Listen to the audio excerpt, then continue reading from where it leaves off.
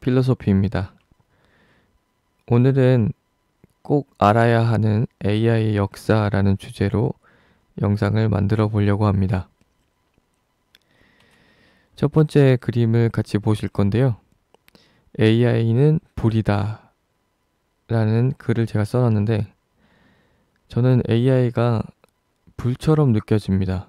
그 이유는 불이 작고 우리가 다룰 수 있으면 불은 우리에게 굉장히 유용하지만 불이 이 그림처럼 너무 크면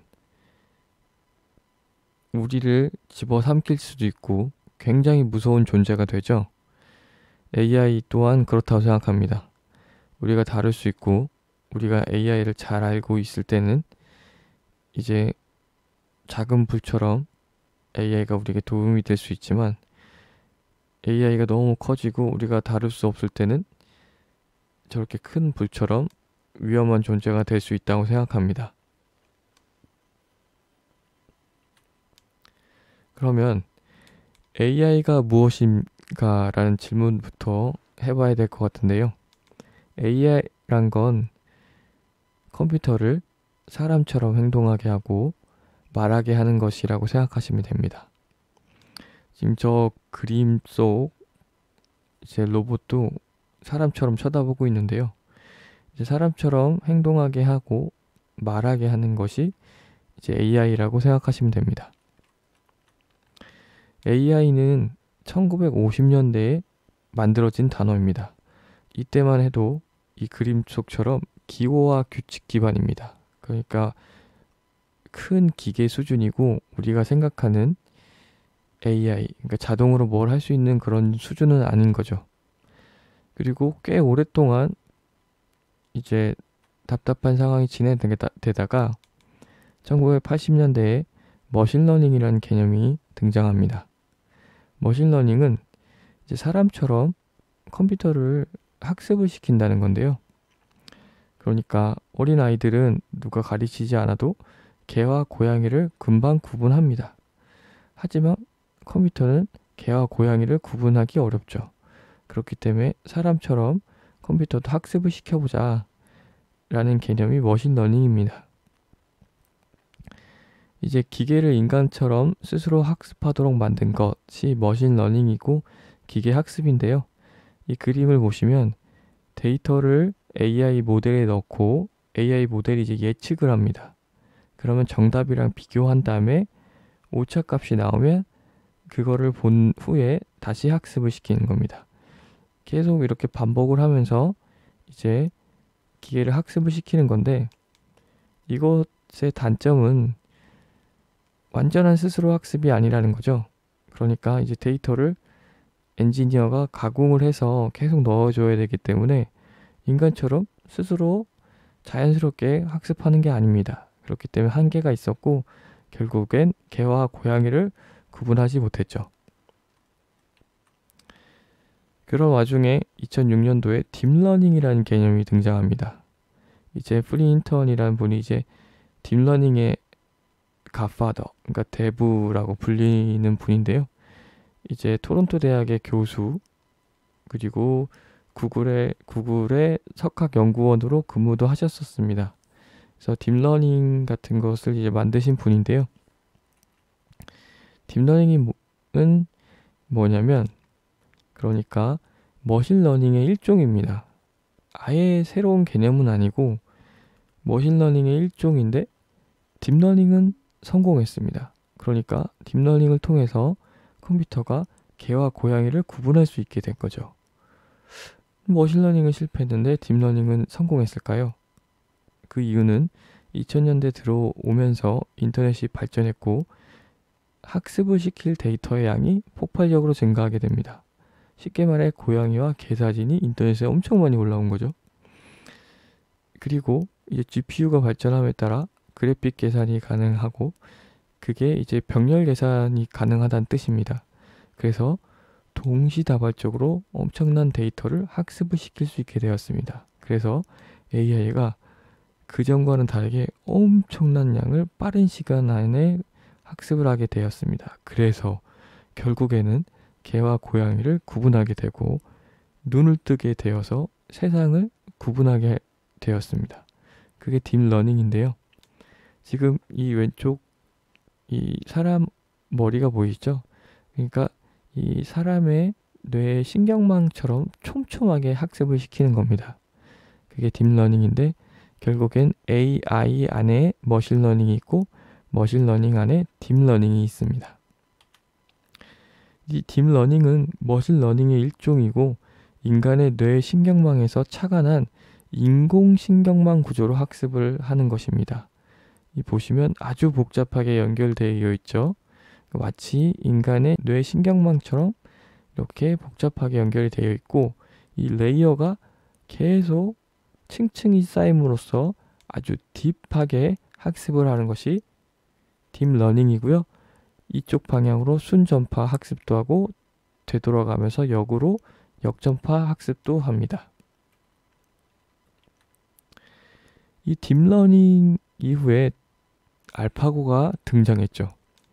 다들 기억하실 텐데요.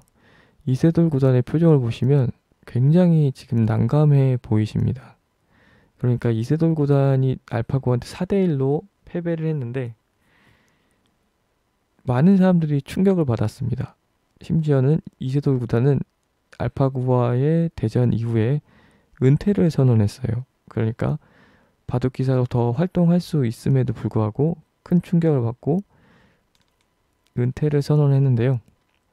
하지만 이때 이세돌 구단이 한 판을 이겼는데 이 한 판이 향후 10년, 20년 후에 AI가 더 큰 영향력을 우리에게 행사할 때는 그 한 판의 의미가 굉장히 클 것으로 생각이 됩니다.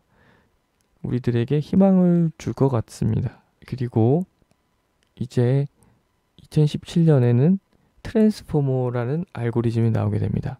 그러니까 챗GPT가 나오기 전에 이 트랜스포머가 나왔기 때문에 챗GPT가 나올 수 있게 되었는데요. 트랜스포머라는 것은 무엇이냐면 구글의 바스반이라는 과학자가 만든 알고리즘입니다. 그러니까 인터넷에 있는 모든 문장을 학습을 시켜서 자연어, 우리가 쓰는 한국어와 영어를 처리 가능하게 해주는 겁니다. 모든 문장에서 단어와 단어의 확률 관계를 학습을 시키는 것입니다.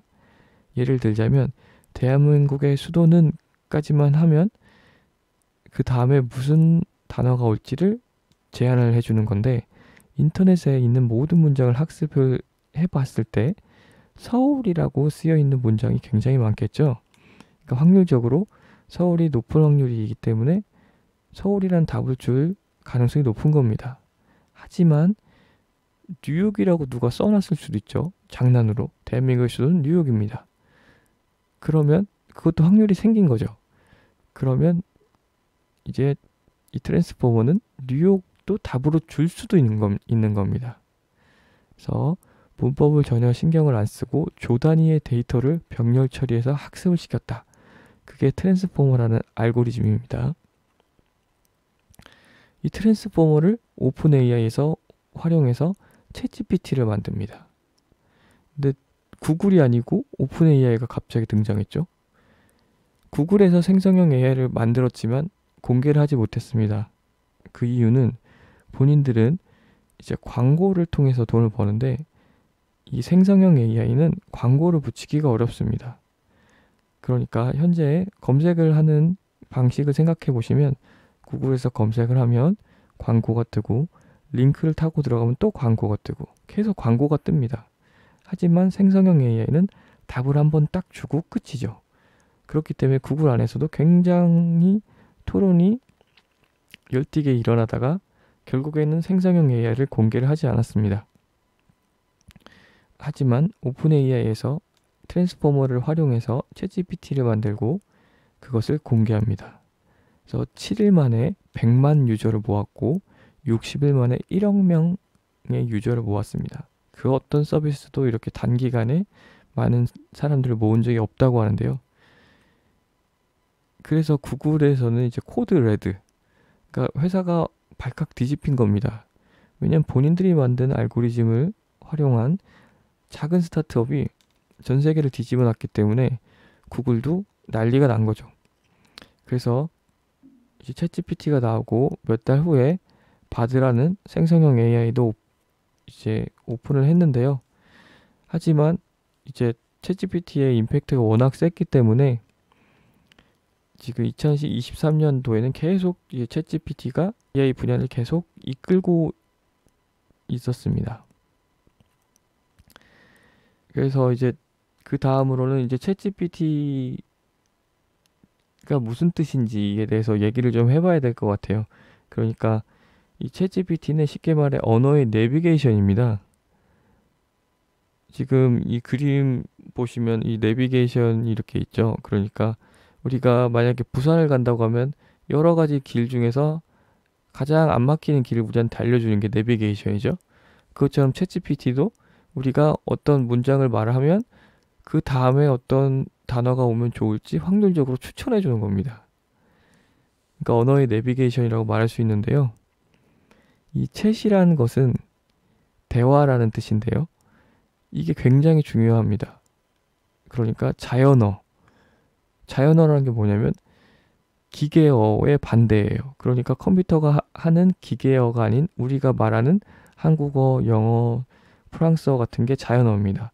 그러니까 챗GPT한테는 자연어, 우리가 쓰는 한국어나 영어를 말하면 알아듣는 겁니다. 그리고 단기 기억을 해요. 아까 말했던 걸 말하면 다시 알아들어요. 그러니까 마치 사람이랑 말을 하는 거랑 비슷하죠. 그리고 G는 generative, 생성하는 이란 뜻입니다. 그러니까 뭔가를 만들어낸다는 거죠. 그러니까 딥러닝이 세상을 구분하고 끝났다면 이제 generative는 우리에게 뭔가를 준다는 겁니다. 뭔가를 만들어내는 거예요. 그러니까 엄청난 파급력이 있는 거죠. 그 다음에 pre-trained는 미리 3천억 개의 토큰과 5조 개의 문서를 학습한 겁니다.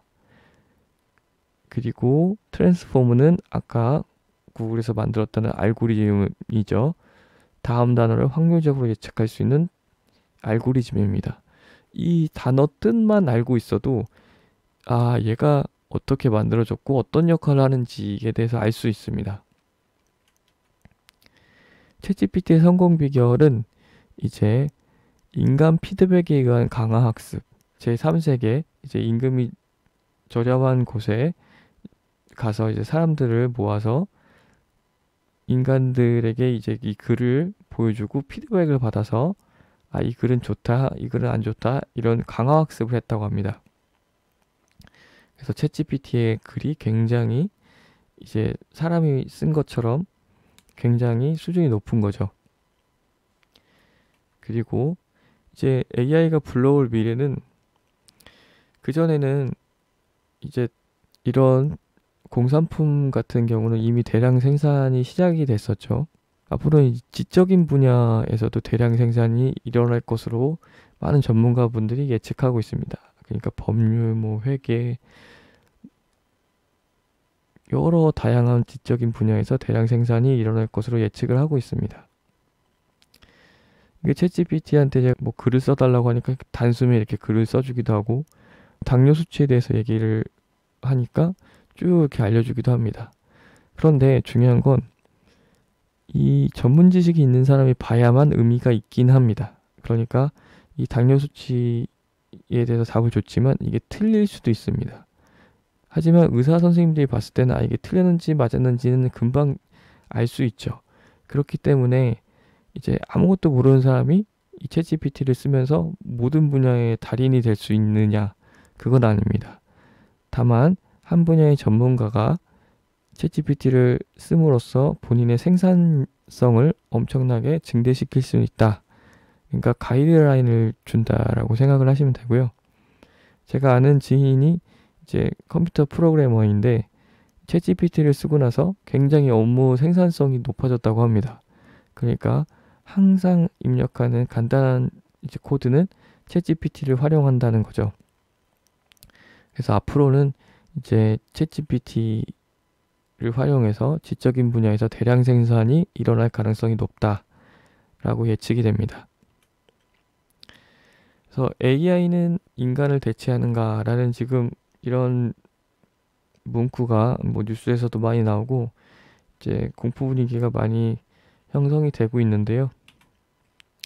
이 AI의 아버지라고 아까 처음에 딥러닝 얘기할 때 말씀드렸던 제프리 힌턴이 이제 구글을 떠났습니다. 그래서 이제 지금 상황에 대해서 이제 경고하는 이제 메시지도 남겼는데요. 우리가 AI가 무엇인지에 대해서 정확히 알고 있어야 좀 두려움이 덜해질 거라고 생각합니다. AI의 정체를 얘기할 때 이 할루시네이션을 꼭 얘기해야 된다고 생각하는데요. 할루시네이션은 환각이란 뜻입니다. 그러니까 AI가 거짓말을 한다는 뜻인데요. 이 얘기는 뭐냐면 우리가 뭔가를 물어봤을 때 아까 당뇨 얘기했죠. 당뇨에 대해서 물어봤을 때 조금 다른 답을 줄 수도 있습니다. 그러니까 약간 마치 정답인 것 같지만 거짓말인 것 같은 답을 주는데 거짓말을 하는 건 아니고요. 그러니까 그건 우리 인간의 관점이고 사실 AI는 확률적인 제한을 주는 것 뿐입니다. 그러니까 트랜스포머라는 알고리즘이 이제 확률적으로 답을 주는 거라고 했잖아요. 대한민국의 수도는 하면 이제 서울의 확률이 제일 높으니까 서울을 답으로 주는 것처럼 그저 확률적인 제한을 하는 것 뿐입니다. 그러니까 AI가 우리를 속이려고 한다, 거짓말을 하려고 한다라고 겁을 먹으면 굉장히 두렵지만 이거는 그냥 기계고 우리가 짜놓은 알고리즘에 맞춰 확률적인 제한을 하는 것 뿐이다 라고 생각하면 우리가 AI를 대하는 데 있어서 더 좋을 것 같습니다. 그러니까 두려움을 걷어내야 그리고 AI가 무엇인지를 정확히 알아야 우리가 뭔가를 해볼 수 있다고 생각합니다. 그래서 AI의 한계에 대해서도 잘 알아야 되는데요. 이 AI의 한계는 intention, 의도랑 purpose, 목적이 없습니다. 그러니까 확률적인 답을 줄 뿐이기 때문에 어떤 의도나 목적이 없습니다. 예를 들어서 그림을 그리는 AI가 있는데 같은 프롬프트를 넣어도 똑같은 그림을 그려내지 못하고 계속 다른 그림을 줍니다. 왜냐하면 확률적으로 그림을 우리에게 제안하는 것 뿐이기 때문입니다. 하지만 인간은 다르죠. 아주 작은 아이도 이제 조금 어설플 수 있지만 누군가를 기쁘게 하겠다는 의도와 목적으로 같은 그림을 계속 그릴 수도 있어요. 그렇기 때문에 인간과 AI의 큰 차이고 인간이 이제 AI에게 대체되지 않을 수 있는 부분은 그런 부분입니다. 그러니까 의도와 목적을 가지고 뭔가를 하면 AI와 인간은 차이가 나게 되는 거죠. 그래서 AI 시대에 우리가 취할 수 있는 태도는 그러니까 과거처럼 법전을 외워서 성공하고 그런 시기는 지났다는 거죠. 왜냐면 AI가 너무 학습 속도가 빠르기 때문에. 그리고 기술, 또 AI가 워낙 이제 학습을 빨리 하고 많은 자료를 갖고 있기 때문에 예전과는 달라진 거죠. 한 2, 30년 전과는 달라진 상황인데 그렇기에 우리는 우리가 어떻게 살아야 되는지 우리가 어떤 태도를 가져야 되는지에 대해서 분명하게 생각을 하고 있어야 됩니다. 그래서 선한 의도와 목적을 가지고 가치를 창출하면 AI가 이제 대체할 수 없는 사람이 되는 거죠. 그래서 이 부분은 이제 뭐 각자 생각이 다르실 수 있지만 제가 나름 내린 결론이고요. 이제 AI를 많이 써보시면 느끼시겠지만 정말 기술이 빠르고 인간의 능력을 이미 오래전에 넘어섰습니다. 그래서 그거를 그냥 쫓아가기만 하면 심리적으로 너무 큰 압박만 들고요. 그래서 우리가 어떤 마음가짐으로 AI를 공부해야 되는지를 먼저 생각을 하고 AI를 공부하면 훨씬 이제 AI 공부도 잘 되고 그러니까 AI 시대에 우리가 어떻게 살아야 될지에 대해서 이제 생각도 정립이 될 수 있을 것 같습니다. 오늘 영상은 여기까지입니다. 영상이 도움이 되셨다면 좋아요와 구독을 눌러주시면 감사하겠습니다. 감사합니다.